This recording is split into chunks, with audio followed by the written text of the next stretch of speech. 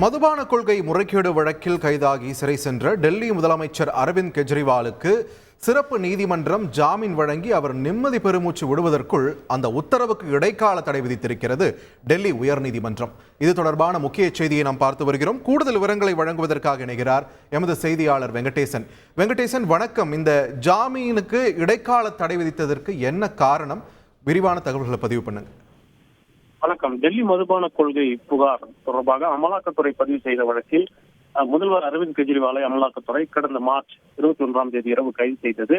இதனிடையே அவருக்கு மக்களவை தேர்தல் பிரச்சாரம் மேற்கொள்ளும் வகையில் உச்சநீதிமன்றம் ஒரு இடைக்கால ஜாமீன் வழங்கி உத்தரவிட்டிருந்த நிலையில் வழக்கமான ஜாமீன் கோரி அவர் தாக்கல் செய்த அந்த மனு என்பது டெல்லி சிபிஐ சிறப்பு நீதிமன்றத்தில் நேற்று முன்தினமும் நடைபெற்றது. நேற்று இரவு 8 மணிக்கு அவருக்கு ஜாமீன் வழங்கி டெல்லி சிபிஐ சிறப்பு நீதிமன்ற நீதிபதி நியாயபிந்து உத்தரவிட்டிருந்தார். இந்த உத்தரவுக்கு எதிராகத்தான் அமலாக்கத்துறை சார்பில் டெல்லி உயர்நீதிமன்றத்தில் உடனடியாக ஒரு மனு என்பது இன்று காலை தாக்கல் செய்யப்பட்டது.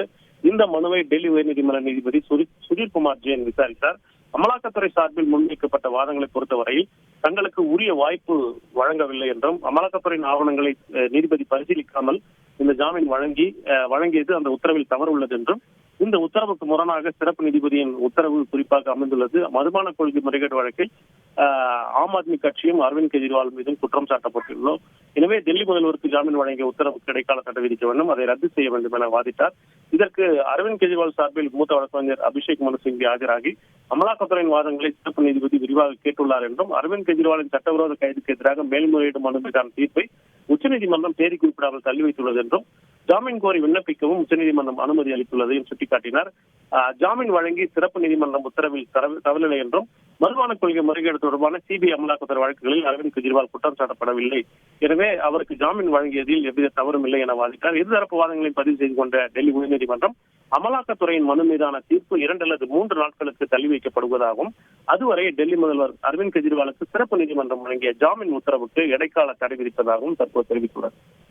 நன்றி வெங்கடேசன், உங்களுடைய விரிவான தகவல்களுக்கு. டெல்லி முதலமைச்சர் அரவிந்த் கெஜ்ரிவாலுக்கு கிடைத்த ஜாமீனிற்கு இடைக்கால தடை விதித்திருக்கிறது டெல்லி உயர்நீதிமன்றம். இது தொடர்பான முக்கிய செய்தியை பார்த்து வருகிறோம்.